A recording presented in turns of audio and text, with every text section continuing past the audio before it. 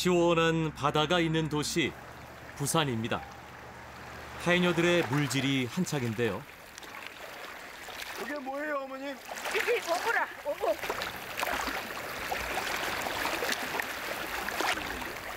바다에 최고로 유명한 어부가사리.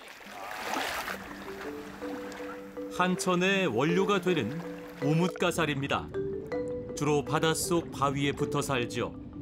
채취는 일일이 손으로 뜯어내야 하는데요. 예전에는 기장 해녀들의 주요 밥벌이였답니다. 이게 이제 우뭇가사리거든. 묵도 만들고, 네. 또 제리도 만들고, 잡채도 만들고, 어디 안 들어가는 데가 없어요. 이것이. 옛날에는 이거 뜯어먹고 살았거든.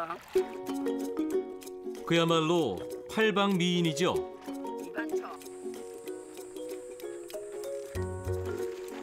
채취한 우뭇가사리는 잘 말려줘야 합니다. 날씨가 더워서 잘 마르겠구만. 말리는데도 손이 참 많이 간다는데요. 하얗게 우무가 되도록 말라 하면은 매번 과정을 되풀이돼야 돼요. 물에 말라 담갔다가 또 말라가지고 쩍 뜯어내고 또 마르면은 방망이를 가야 저기 없어지도록 방망이를 두드려야 되고 하나하나 참 손질하는 게 굉장히 어려워요. 손질도 어렵지만 건조 기간도 하루 이틀로 끝나지 않습니다. 요거는 5일. 5일 정도 되고 여기 8일 된 거죠. 이거를 구우면 돼요. 소태해라. 오랜 시간 기다려야 되네요. 예. 이렇게 하얗게 돼야 잘 마른 건데요. 음식을 만들려면 또다시 손이 가야 합니다. 꼼꼼히 씻으면서 돌 조각을 골라내야 하죠. 이제 푹 끓여줍니다. 손은 많이 가도 한 번 만들어두면 후루룩 한 끼 때우기 좋은 것이 우뭇가사리 묵입니다. 이제 이거를 이제 엄마들이 구워가지고 이제 우뭇가사리 콩고기 묵을 이제 해가지고 한 끼 때도 이오고 이거로 먹고 살고 있어요. 지금은 이제 요즘은 이제 간식처럼 막 다이어트 식품으로 먹고 있지만 옛날에는 안 그랬어요. 우리 엄마 때. 푹 삶아 흐물흐물해진 우뭇가사리는 체에 걸러 물만 내려줍니다.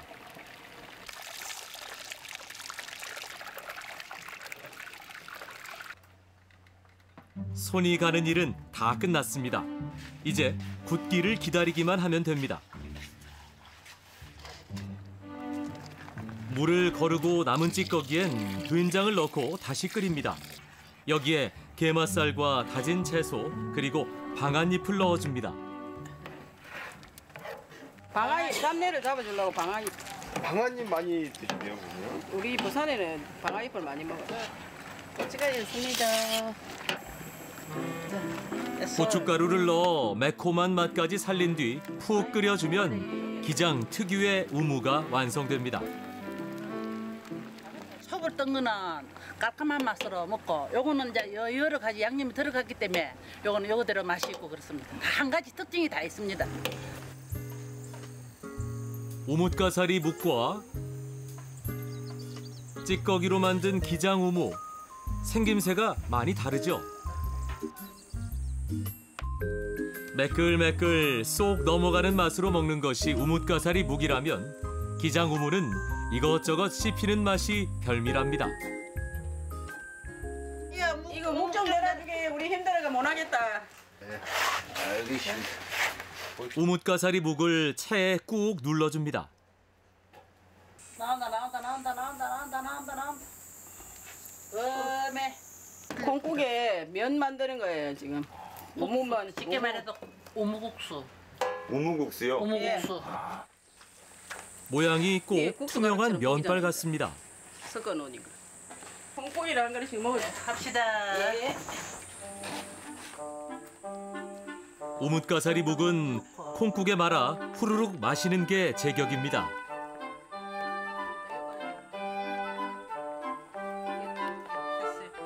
이게 먼저 자시. 아니요, 잡수세요. 아우가 제일 먼저 먹까요? 예, 공단아. 후루룩 후루룩 먹는 소리도 시원합니다. 아이고 저기네.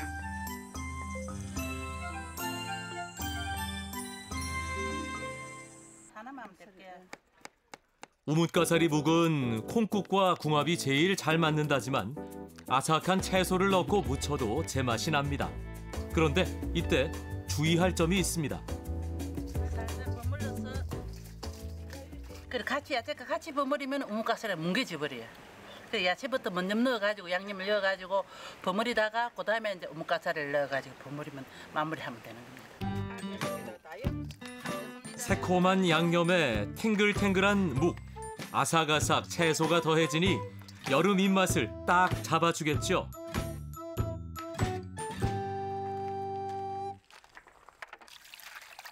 이번엔 곰장어를 가져왔습니다. 목순 어디 있어요? 곰장어로도 묵을 쏠 수 있다는데요. 장어도 되는데 장어는 시간이 많이 걸리고 묵을 골라면 꼼장어는 질이 많이 좋아서 금방 돼. 금방 되고. 움직임은 진이라고 해요. 그게 다 몸속에서 나온 거예요? 예. 지가 보로를 하기 위해서 이거를 자꾸 내뿜어요. 내뿜어요. 다른데 뭐 점액이 많아서 삶아 식히면 묵처럼 굳는 거죠. 곰장어 묵에는 된장을 풀어 넣습니다. 고기가 비린내가 나니까 싱싱하니까 된장을 쓰면 비린내가 잡죠. 잡내를. 질긴 껍질이 부드러워질 때까지 한참을 삶아줘야 합니다. 비린내를 잡기 위해 마늘도 넣어주죠.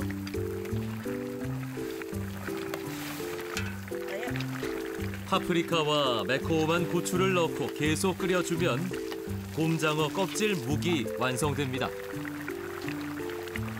꼼장어는 묵은 술안주로 많이 쓰고 묵은 잔치에 혼사할 때 그때 많이 쓰고. 꼬들꼬들한 맛 때문에 부산 사나이들이 좋아한다는 곰장어 껍질 묵입니다. 묵을 쓰고 남은 찌꺼기를 이용한 기장 우무부터 곰장어 껍질 묵까지 버려지는 것이 아까워 탄생한 음식들이 여름 우리의 입맛을 유혹하고 있습니다.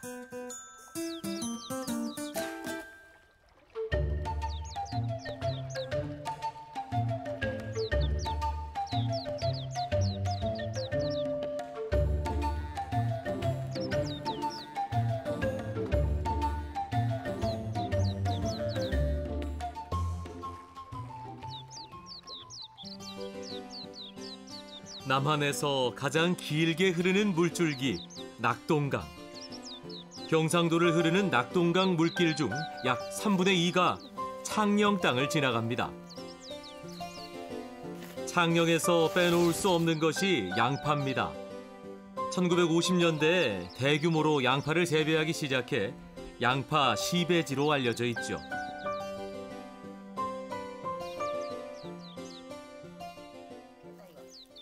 창녕 양파는 달고 수분이 많기로 유명합니다. 햇 양파가 나면 이곳 사람들은 김장을 담그듯 꼭 양파 장아찌를 담급니다. 3번 반복을 해야 돼. 3번 반복해야 아삭하고 맛있겠다. 미리 넣어야지만 이 양파가 물르지 않고. 네. 만약에 미리 끓여갖고 같이 넣으면은 양파가 물르는 수가 있거든. 끓인 간장을 완전히 식힌 후 양파에 부어주면 되는데 여기서 끝난 게 아닙니다. 혹시 오래 보관하고 먹으려면은 이제 일주일 있다 다시 한번 이 물을 부어서 다시 끓여가지고 또 붓고 또 한 일주일 있다가 또 다시 한번 끓여가지고 또 붓고 그러면 이게 오래 보관하고 아삭하고 더 맛있고. 찬밥에 물 말아 양파 장아찌 한 조각을 올리면 밥 한 그릇은 뚝딱입니다. 그렇게 해도 되고 언니 마음대로. 햇 양파는 수분이 많고 달아 어디든 활용됩니다. 이번엔 양파 김치를 만들어 볼 참입니다. 처음에는 매콤하지만 며칠 사가지고 익으면은 들쩍지근하다 그러죠? 들쩍지근하고 맛있어요.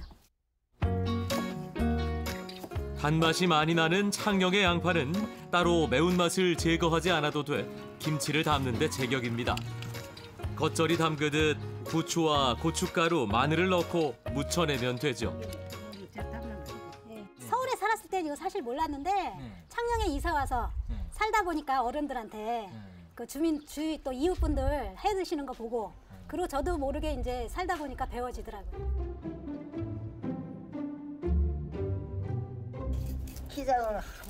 밥상을 든든하게 책임져줄 또 하나의 반찬은 제철 맞은 열무로 만든 물김치입니다.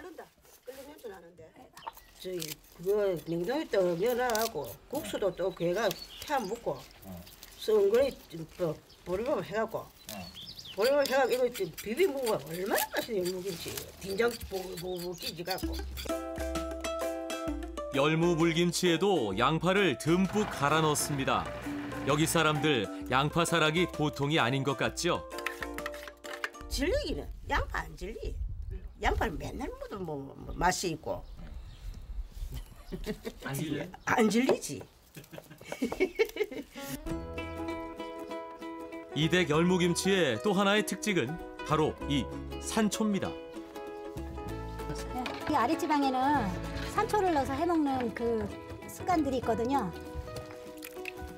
이분들은 모든 김치에 산초 가루를 넣는답니다. 어디 맛 좀 한번 봐라. 간이 난다. 아유 맛있겠다.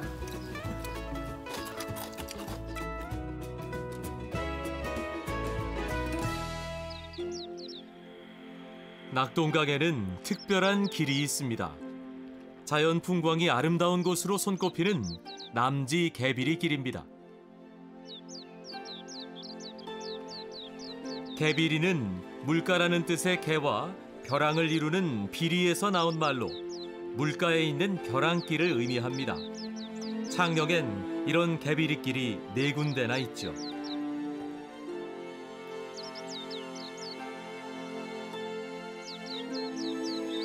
남지 개비리길 일대는 아픈 역사를 품고 있는 장소이기도 합니다. 한국전쟁 당시 낙동강 최후 방어선이었던 박진지구. 낙동강이 핏빛으로 물들 만큼 이 전투로 많은 이들이 희생됐습니다. 전쟁으로 폐허가 됐던 월상마을은 땅콩으로 다시 일어설 수 있었습니다.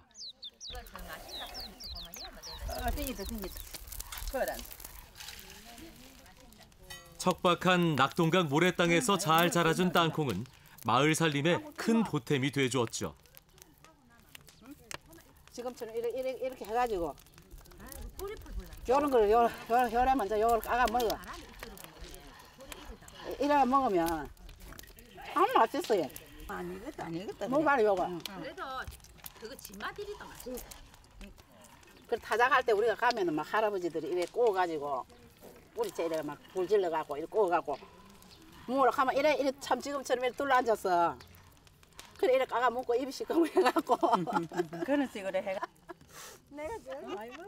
생땅콩을 구워 먹던 그 시절 조청과 땅콩을 버무린 땅콩어리는 특별한 간식이었습니다. 뭉티 이래 만들어갖고 솥발 맨치로 그래갖고 아들 하나씩 이래 주고 간식이 없으니까 그래 했습니다.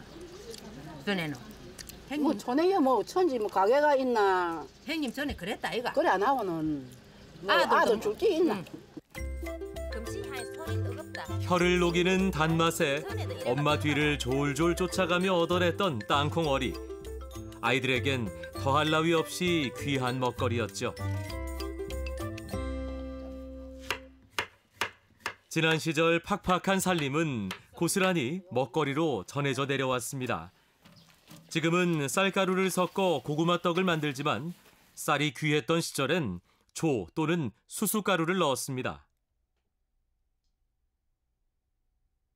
제사 때는 옛날에 사람이 많이 모이잖아, 그지? 예. 그런데 여기는 쌀이 귀해, 쌀이. 그래가지고 이제 고구마떡을 이래 해가지고 이제 누나 먹지. 제사에는 고구마떡을 안 쓰는데 이제 가족이 누나 먹으려고 그래 고구마떡을 이래 했어요. 없는 살림에도 집에 찾아온 손님들을 배불리 먹이고 싶었던 마음. 그 다감함이 만들어낸 음식이 이 고구마 떡입니다. 형님 다시 벌써 억시 맛있다.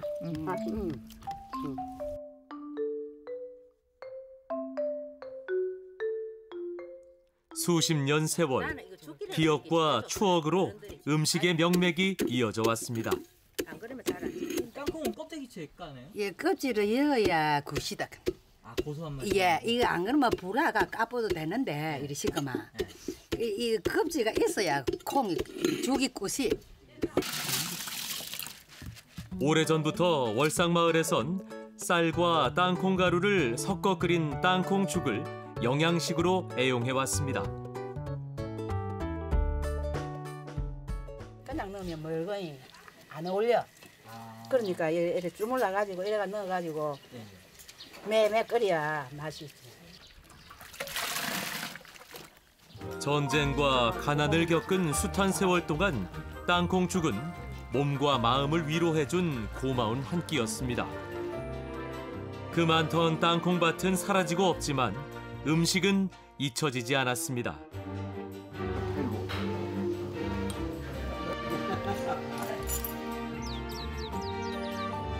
세월 따라 육로도 백길로 많이 변했지만 변하지 않는 건 우리 입맛입니다. 길을 따라 흐른 맛과 세월이 이곳에 있습니다.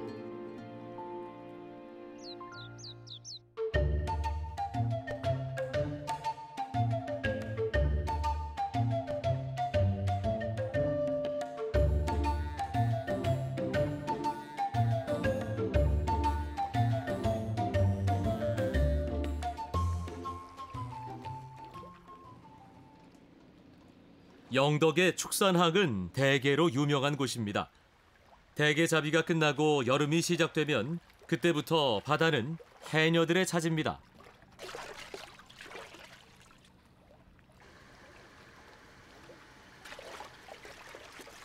그물 가득 들어있는 건 성게입니다. 우리나라에서 나는 식용 성게 중 하나인 보라성게. 자세히 보면 짙은 보랏빛을 띠죠.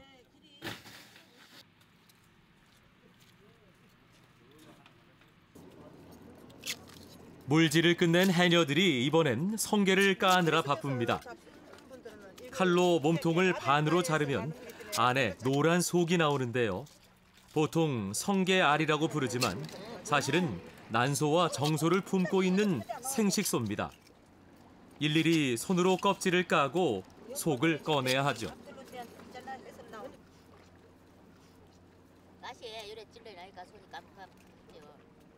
따끔하지, 아프고 많이 아프지. 가시, 가시가 얼마나 독성이 있어가 아프다고요. 알맹이 이렇게 고를 때요. 이렇게 장갑 끼면 잘 못 고르거든요. 그러니까 맨손을 손이 많이 찔리죠. 손가락 한 마디 정도의 작은 알맹이지만 예전엔 일본으로 수출됐던 알짜배기였습니다. 하지만 지금은 일본 수출보다 국내에 판매하는 양이 더 많아졌답니다. 값싼 중국산에 밀려 수출이 어려워졌기 때문이죠.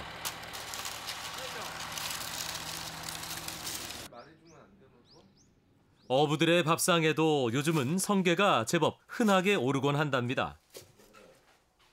성게 부침전, 부추, 성게 전이에요.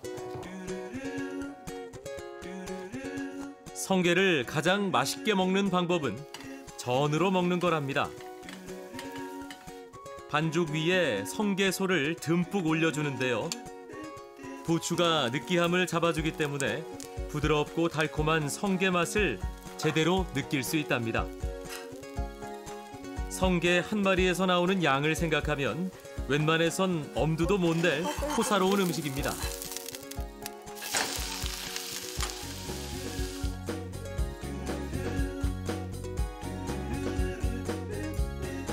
성게로 젓갈도 담습니다.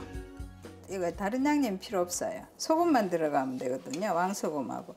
간 절인 다음에 이렇게 소쿠리에다 물을 받쳐가지고 이렇게 물을 받치면 한 5-6시간 물을 받치고 난 다음에 나면 이게 물이 싹 빠지고 그 다음에 병이나 뭐 용기에 담아서 저장하면 되거든요.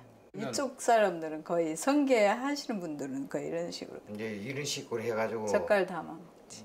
그 이제 밥 비벼 먹고 오래 저장할 수 있어요. 날고로 놔두면 오래 저장할 수가 없잖아요. 따끈한 밥에 성게 전반 있으면 밥도둑이 따로 없답니다. 성게와 잘 익은 김장김치는 찰떡궁합입니다. 밥 위에 김치를 송송 썰어 넣고 성게를 얹으면 고소하면서도 은은한 바다 향이 도는 성게 비빔밥이 되죠.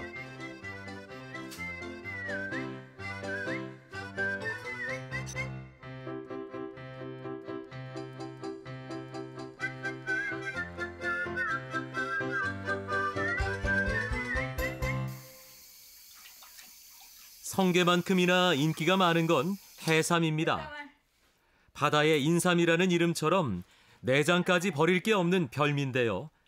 특히 여름에는 산란기를 앞두고 있어 큼직한 알을 품고 있는 경우가 많습니다.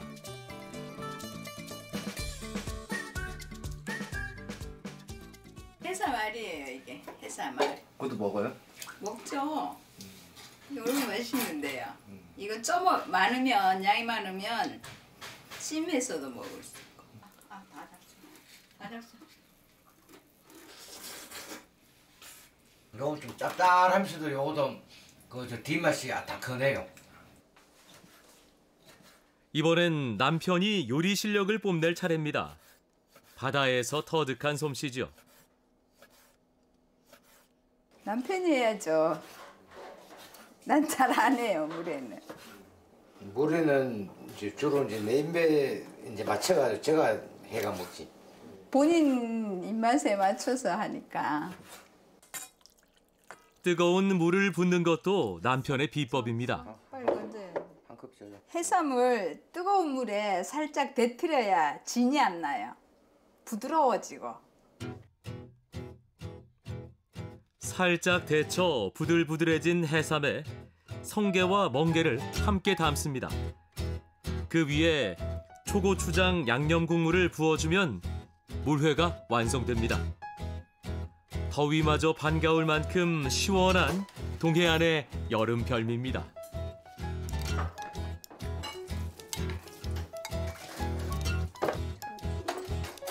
바다가 아니었다면 이 귀한 녀석들을 욕심껏 밥상에 올릴 수 없었을 겁니다.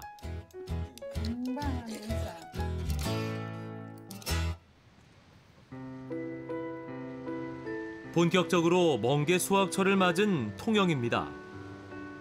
멍게 양식은 1973년 통영에서 처음 시작됐습니다. 일제강점기부터 수산업이 발달했던 통영은 파도가 높지 않고 수온이 일정해 멍게 양식에 가장 좋은 조건을 갖추고 있다고 하는데요.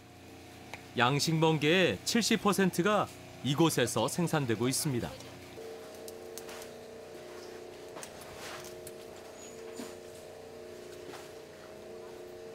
알 좋다. 통영멍게는 지금 알이 꽉 차가지고 굉장히 맛있어요. 그리고 뻘도 없고 지금 재물려 물고 이 두께 보십시오. 두께. 진짜 맛있습니다. 지금이 이 수온이 올라가니까 이 멍게들이 성장은 안 해요. 제자리 멈춘 상태에 움츠리 들거든요. 그러다 보니까 모든 영양분을 갖다가 지금 멍게가 쫙 흡수를 해가지고 요 안에 꽉 차 있습니다. 그래서 멍게가 맛있습니다.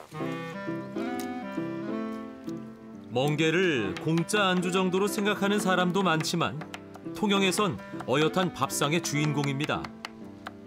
멍게살을 잘게 다져 참기름과 깨소금을 넣고 잘 섞어 놓습니다. 따뜻한 밥에 갖은 채소들을 넣고 양념한 멍게살을 넣어 비비면 통영의 명물 멍게 비빔밥이 되죠.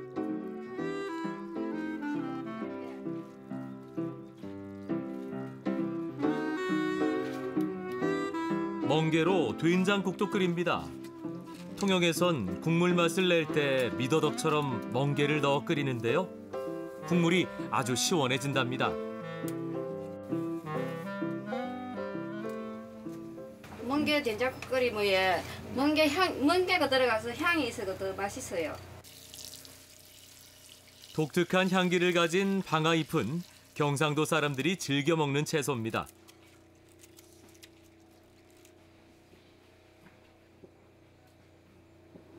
맛있어요. 향이 어때요? 향이 좋아요. 저는 방아잎을 좋아해요. 그러니까 제가 많이 씁니다. 멍게와 방아잎. 웬만한 사람은 엄두도 못 낼 만큼 향이 강한 편이지만 통영 사람들은 흔하게 먹습니다. 양식장에는 멍게 말고도 홍합이나 가리비 같은 녀석들이 붙어 자랍니다. 멍게 자리를 함부로 차지한 불청객이지만 덤으로 얻은 것이니 색다른 별미를 만드는데 쏠쏠하게 사용합니다.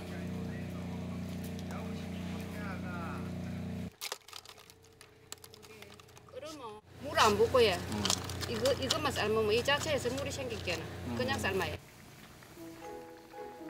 따로 간이나 양념을 하지 않아도 국물 맛이 시원한 홍합 가리비찜입니다.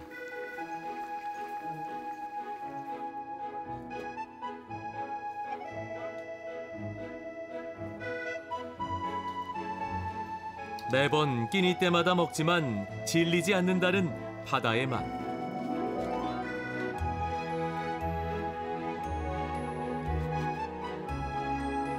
멍게 막걸리까지 한 잔 곁들이니 다시 일할 맛이 납니다.